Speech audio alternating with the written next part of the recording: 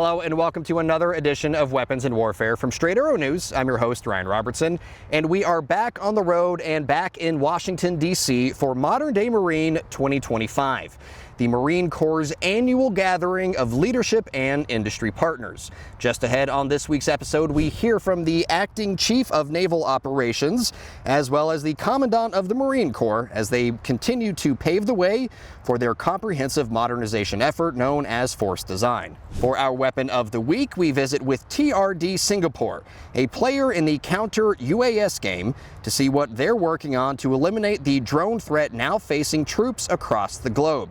And in our comms check, we go one-on-one with BAE Systems to get an update on their amphibious combat vehicle, the ACV-30, nearly a year after being fielded to Marines in Japan. But first, some headlines you may have missed. Say so long to the M10 Booker, the tracked armored vehicle developed by General Dynamics Land Systems for the U.S. Army, was among the notable cuts in a sweeping directive from Secretary of Defense Pete Hegseth.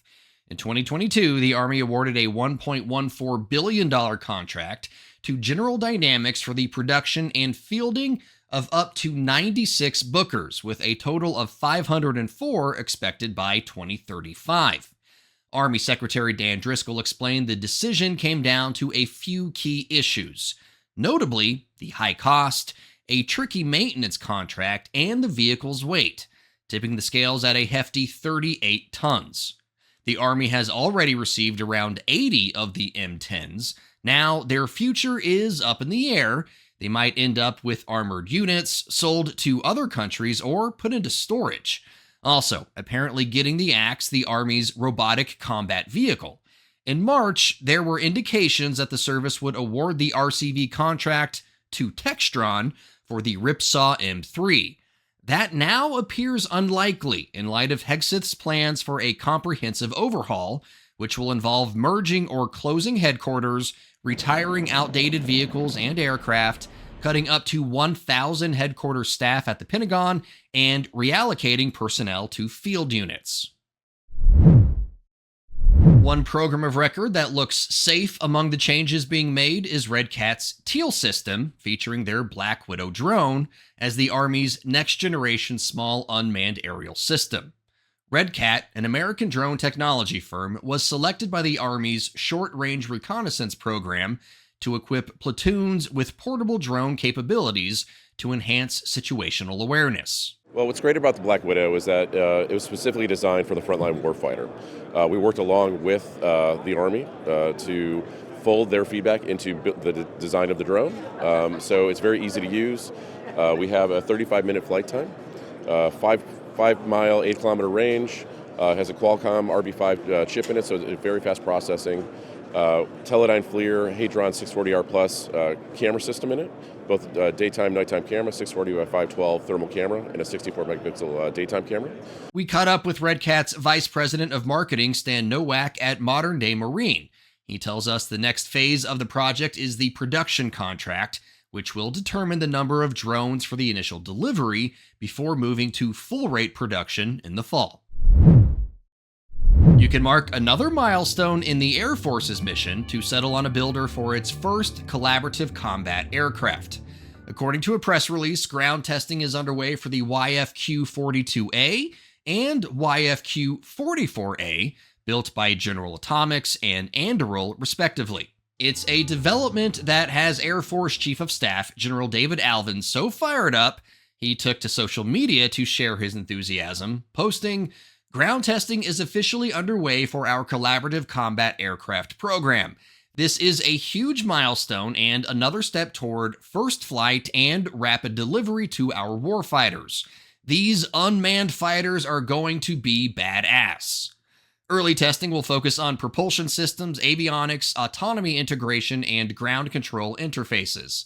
Alvin also announcing the Department of the Air Force selected Beale Air Force Base in California as the preferred location to host a CCA aircraft readiness unit. The United States Marine Corps, like its fellow service branches, is in the midst of a big modernization initiative called Force Design. Launched in 2019, this effort is all about getting ready for future conflicts, especially in the Indo-Pacific region. The goal, to turn the Marine Corps into a lighter, more agile, and tech-savvy force that can operate effectively in challenging environments.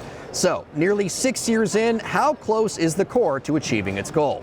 To find out, we sat in on a session with General Eric Smith, the Commandant of the Marine Corps, and Admiral James Kilby, the Acting Chief of Naval Operations.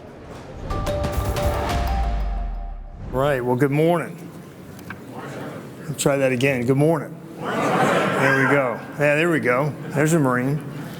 It should probably come as no surprise the 39th Commandant of the U.S. Marine Corps is all business when it comes to the future of the Marines. In a 30-minute session that started with a keynote speech before shifting gears for some Q&A, General Eric Smith covered a wide range of priorities for the branch, like the Barracks 2030 initiative, a $5 billion 5-year plan to upgrade facilities, and the role of autonomous systems in future operations. Oh yeah, that's real sexy. Smith emphasized the opportunities at hand for the 200,000 plus Marines serving on active duty and in the reserves. Every generation of Marines has added a new page to the playbook, and now it's our turn. Force design, stand-in forces, long-range precision fires, maritime denial, and control from the shore. These aren't experiments. They're our contribution to the next fight. And like every era before us, they're built on lessons learned by Marines in conflict. One specific priority for Smith is returning to a 3.0 ARG-MU. For the non-Marines watching, that's an amphibious ready group / Marine expeditionary unit. Smith said ARG-MUs are like Swiss Army knives, good for all sorts of things. The 3.0 is our North Star.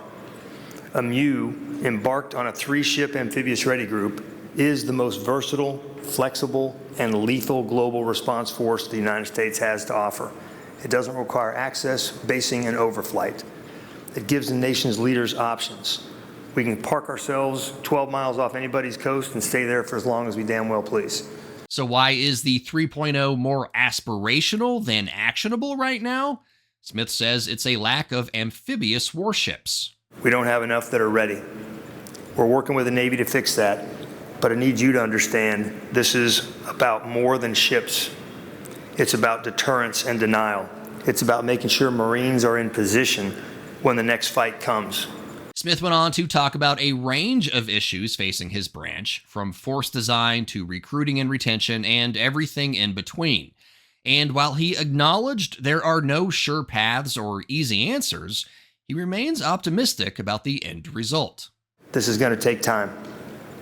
We're going to do it the right way, not the fast way, just like Marines always do. So yes, the tools are changing. The formations are changing.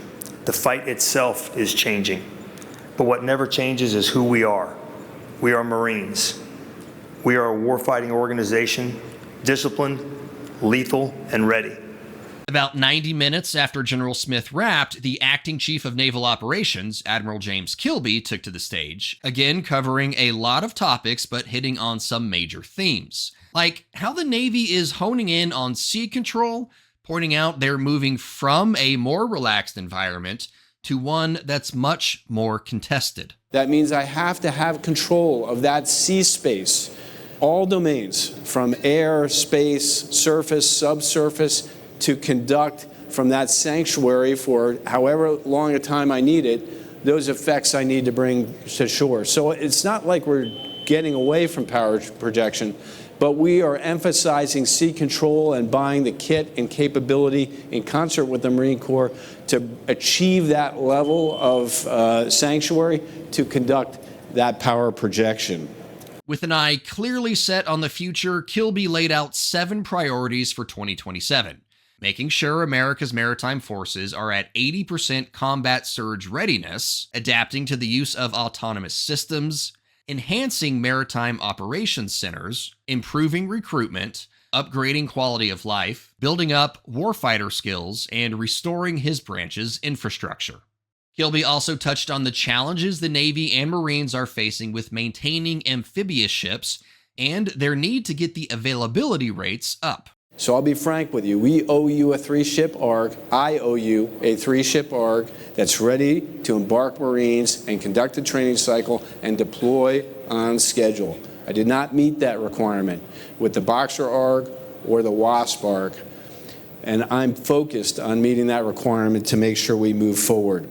And even though he didn't exactly echo the thoughts of former Secretary of the Air Force Frank Kendall, China, China, China, he did emphasize the importance of blending Marine Corps capabilities into Navy operations, especially in the Western Pacific. We are responding to a call from our adversary, China, who said, we want to be ready in 2027. Therefore, the United States Navy, and I would argue our military, must be ready in 2027 across all our platforms to bring those effects to bear.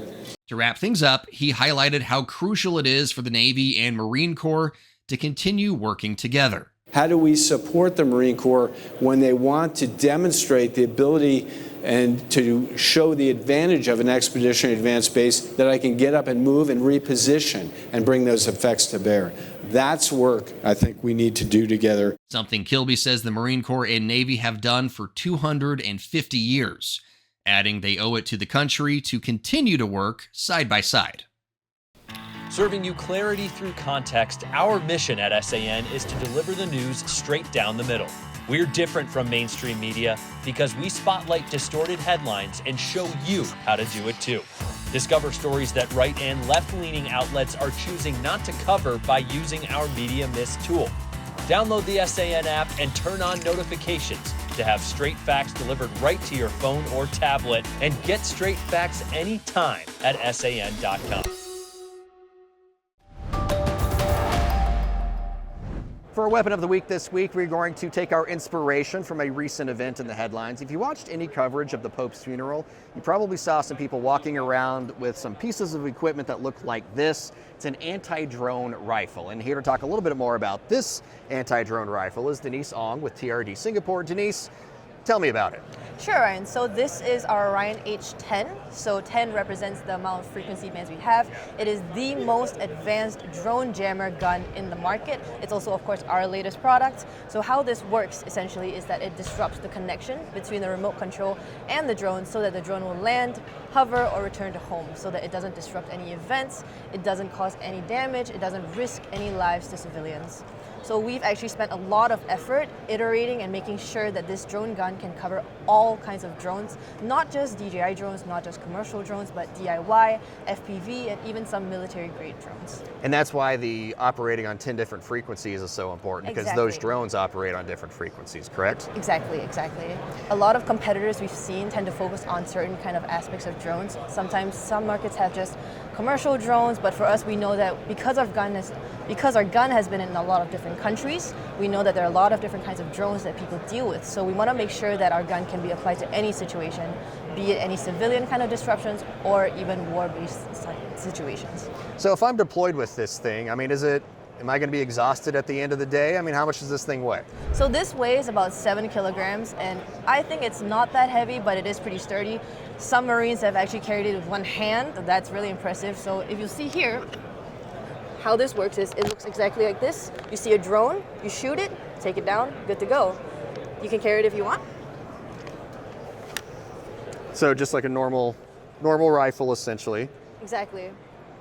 Not exactly the Rambo look, but you know, in 2025, maybe Rambo would be carrying something like this. You said you're in 20 different countries, 25 different countries? Yeah, so we're in over 35 different 35, countries. okay. Yeah, so all over the world, be it Middle East, Southeast Asia, where we're from. We've also sold these guns to the Canadian DoD. The troops in Latvia are having our guns right now as we speak. All right. What's next I know you said you update this thing every 6 months or so. I mean, what's next for the Orion? So when it comes to counter drones and drones, we have to keep a close eye on how drones are being developed. We can't develop any systems just in a vacuum and not thinking about it, or just thinking about, the most sophisticated, sexy looking thing. We want to make sure we have really close boots on the ground, just to make sure that as drones develop, we do as well in tandem with what they're doing. So as drones have certain developments such as anti-jamming modules and stuff like that, we want to make sure that we can do other kinds of soft kills. So that is actually not only just RF-based jamming, but spoofing as well, GPS spoofing. So I can't really say what our next product will be, although I know which direction it's going in, but I will say that we're definitely developing it to make sure that it's not just one kind of method that we're relying on, and we're having a layered defense for any kind of situation. All right. Well, Denise, when you are ready to share those secrets, please reach back out to us. In the meantime, thank you so much for joining us today. Thank you for having me. So about a year ago, the United States Marine Corps took the amphibious combat vehicle from BAE Systems and used it in forward deployed operations for the first time. So for our comms check this week, we thought, hey, let's check in with BAE Systems and find out what they learned about the Marine Corps' first deployment of their vehicle. So joining me now is Phil Hahn with BAE. Phil, thank you so much. Pleasure, Ryan. So last year, went out for the first time forward deployed operations. It's an amazing vehicle. What did you guys learn? Yeah, we're really proud of this deployment that the Marine Corps was able to complete. One of the prouder achievements is we were able to get all 12 vehicles that were deployed to swim back to shore and return back to base, right? Huge monumental milestone for us and the program and ACV in general. A couple of the things that they were able to learn was being able to maintain, operate, and use the ACVs in a very limited resource available environment, and to better understand the vehicle, how to operate it, how to forward deploy it, and use it to its maximum capabilities that we designed it for. And that's all part of the Marine Corps' Force Design 2030 aspirational goal, is to be able to operate in these forward zones where there's not a lot of resupply, very little resource infrastructure, but like you said, the Marines were able to prove the vehicle could work in these expeditionary roles. Correct. The Marine Corps was able to complete several exercises across multiple nations. Those exercises went well, right? The vehicle performed as it should and met its requirements and its capabilities, and they were able to bring it back and use it well. Lessons learned, feedback, any surprises from the Corps that you were able to get out of it? Yeah, so one of the big lessons we learned is the Marines were able to get a better sense of the vehicle and its operational states. We have done an enormous amount of testing on these vehicles and we understand the vehicle, but also each vehicle kind of has its personalities, right? So understanding what the ticks and ties are to kind of indicate what may be conditioning from the vehicle. For example, if there is something coming from the engine compartment, right? What does that lead to, right? What is that asymptomatic for, and how can we be proactive in remedying any issues before it becomes larger? So that was a huge critical lesson that we will learn from that deployment. Education makes us all better, right, Phil? It does. All right, thank you so much for joining us today. Really appreciate your time. My pleasure. All right, that's all the time we have for this week's Comms Check. All opinions expressed in this segment are solely the opinions of the contributors. All right, folks, that's going to do it for us this week on Weapons and Warfare. Of course, we got way more stories from modern-day Marine than we can fit into just one episode. So be sure to keep watching in the days, weeks, and months ahead as we roll those stories out. Plus, next week, we're going to Soft Week down in Tampa, about 900 miles south of here. And honestly, guys, if you like stories like this, keep it tuned because we have you covered. And to make sure you don't miss anything, be sure to download the Straight Arrow News app today and like and subscribe to all of our social media channels. So for my wrap this week, I'm going to spend some time talking about the importance of finding focus. I'm a journalist. I write a lot of scripts. Another way of saying that is I tell a lot of stories. And one of the things I learned very early in my career is good stories have a tight focus. They don't waste time on unimportant details that don't help you win the mission. And while obviously not the exact same, I noticed that same sort of attitude on display at this year's Modern Day Marine event. These men and women are laser focused on the task at hand, becoming better Marines. Whether that's through talking to the service's top brass, participating in hands-on training with new and emerging technologies, or learning how their individual parts play into the wider picture, the Marines we met know that focusing on what matters most is the best way to accomplish the mission. Because here's the hard truth. If the U.S. finds itself in a conflict with a near-peer adversary like China or Russia, the Marines will likely be the first in the fight. They don't have time for distractions, lose their focus, and people get hurt, or worse. For senior producer Brett Baker, video editor Brian Spencer, graphics artist Dakota Patillo, and photographer Dickon Mager, I'm Ryan Robertson, Straight Arrow News, signing off.